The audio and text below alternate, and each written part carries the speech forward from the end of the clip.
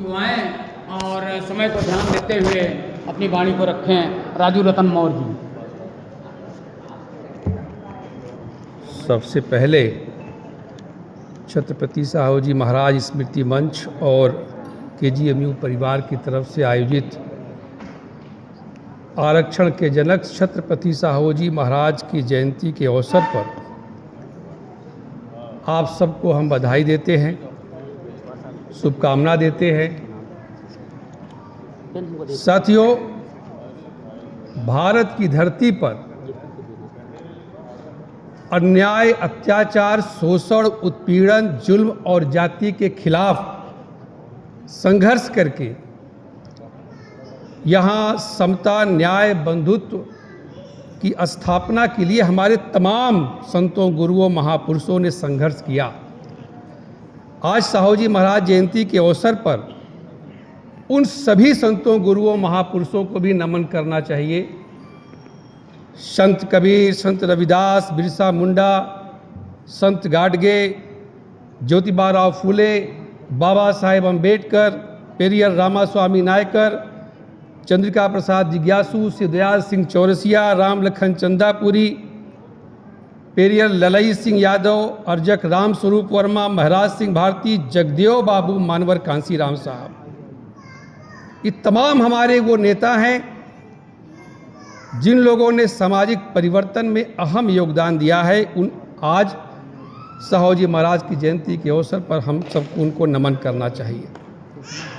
सम्मानित साथियों, यहाँ भारत की धरती पर कई राजा पैदा हुए और ज़्यादातर जो राजा होते थे, राजाओं का जो इतिहास होता था, वो अपनी प्रजा के साथ अन्याय और अत्याचार करते थे, लूट घसोट करके अपना शासन चलाते थे, किसानों के खून पसीने की मेहनत से उपजाए गए अन्न को लूटते थे। राजाओं के सैनिक आम जनता की बहन बेटियों के साथ उनकी इज्जत और आबरू के साथ खिलवाड़ करते थे। ये उनका अधिकार माना जाता था, क्योंकि ऐसा ही देश में तमाम राजाओं का इतिहास रहा है। लेकिन भारत की धरती पर बहुत से राजा ऐसे पैदा हुए जिन लोगों ने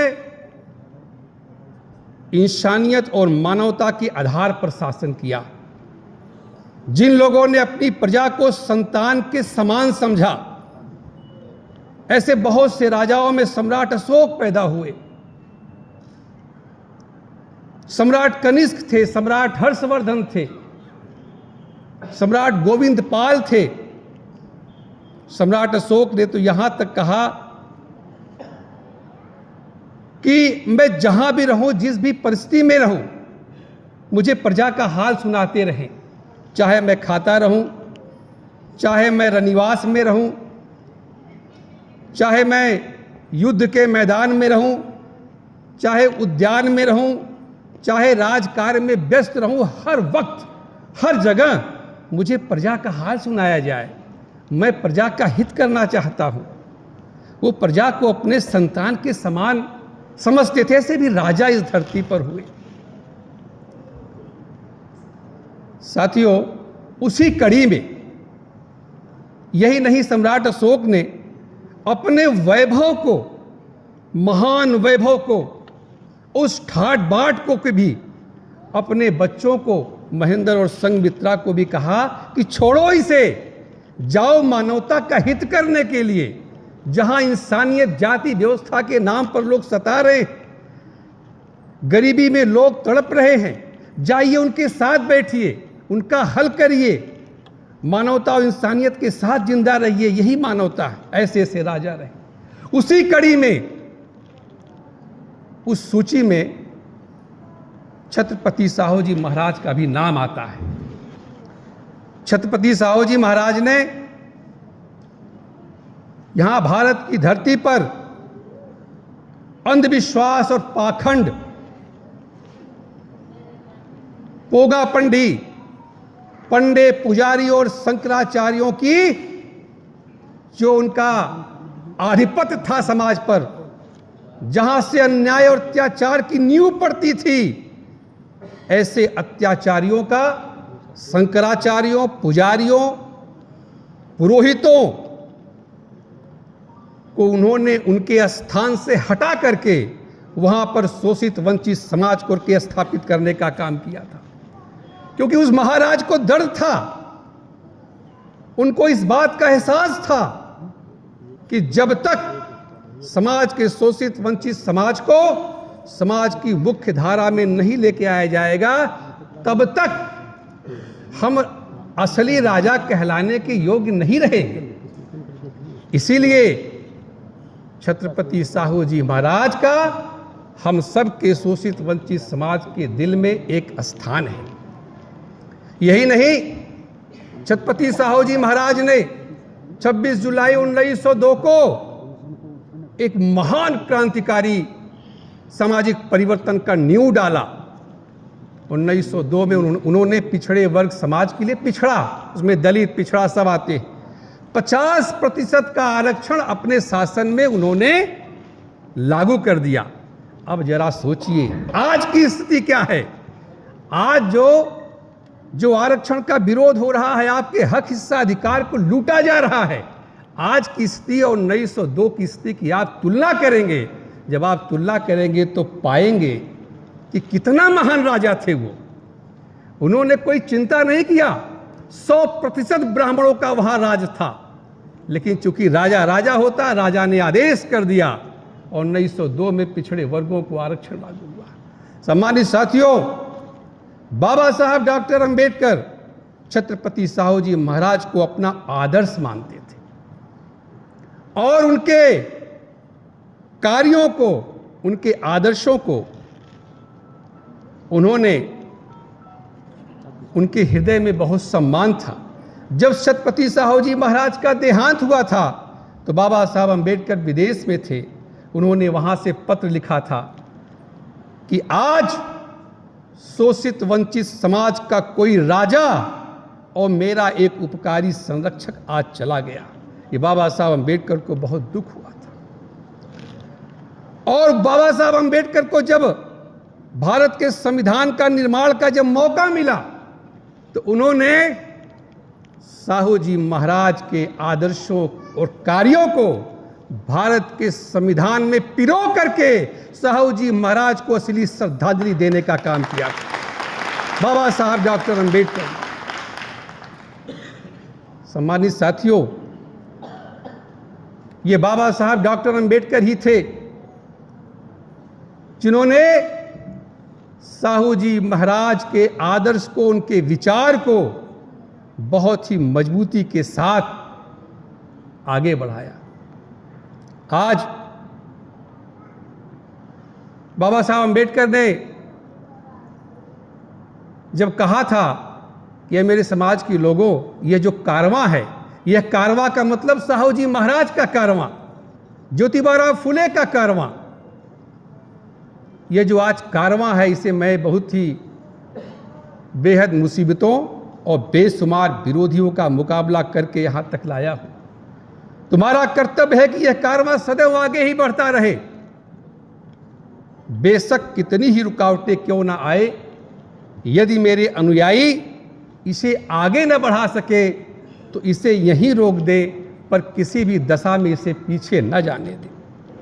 सम्मानित साथियों, बाबा साहब डॉक्टर अंबेडकर की इस कारवां को आगे हमारे तमाम सामाजिक नेताओं ने, कार्यकर्ताओं ने इसे आगे बढ़ाया है।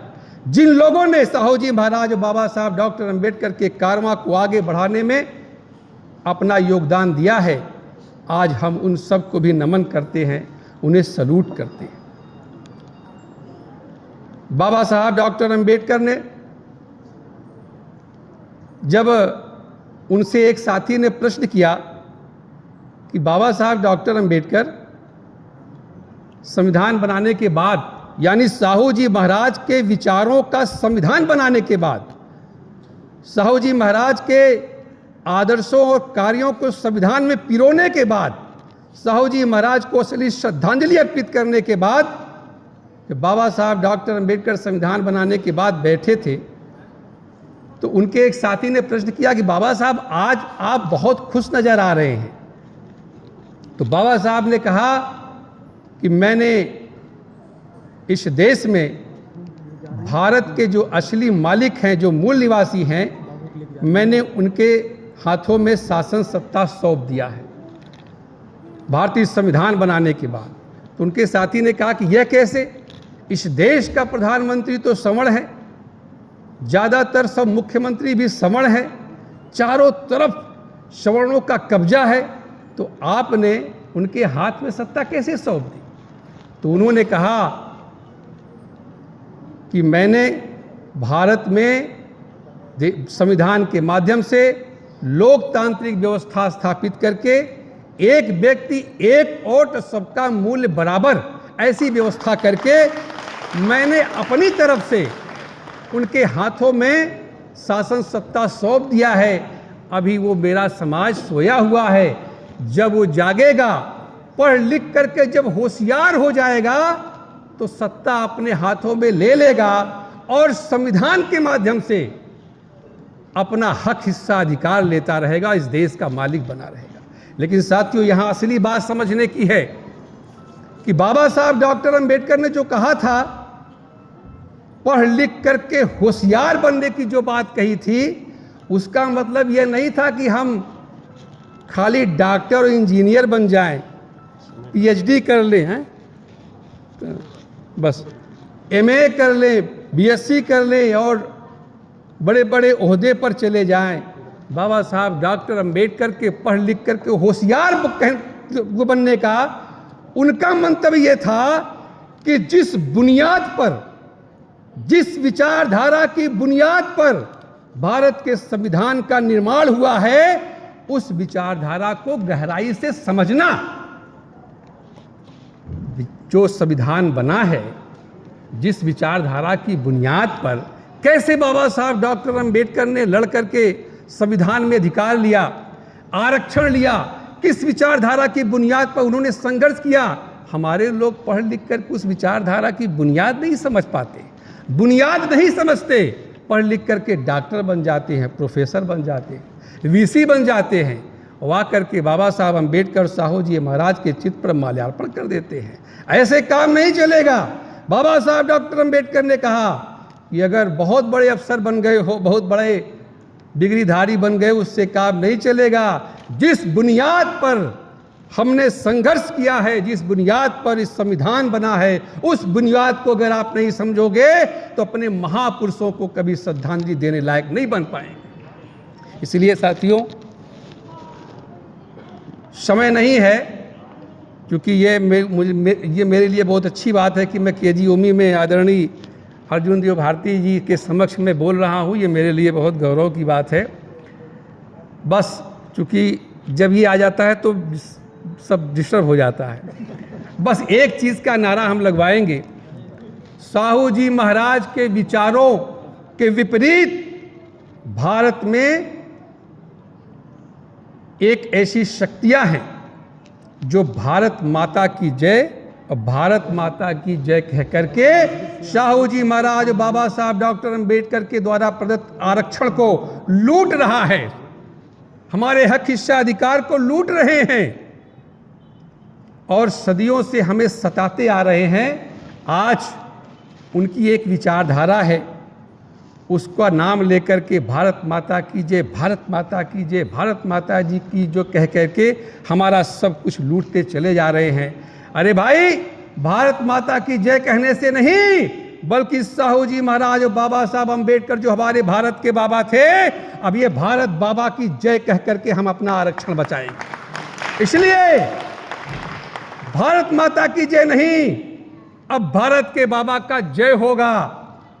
तो मेरे साथ एक बार आप लोग नारा लगाइए, एक बार पूरे होशो हवास के साथ, साहू जी महाराज, बाबा साहब डॉक्टर अंबेडकर, ललई सिंह यादव, जगदेव बाबू, मानवर काशीराम साहब, नेताजी माननीय मुलायम सिंह यादव, लालू यादव जी, ये तमाम हमारे जो मसीहा हैं, उन सब के सम्मान में एक बार भारत बाबा की, भारत बाबा की, भारत बाबा की धन्यवाद।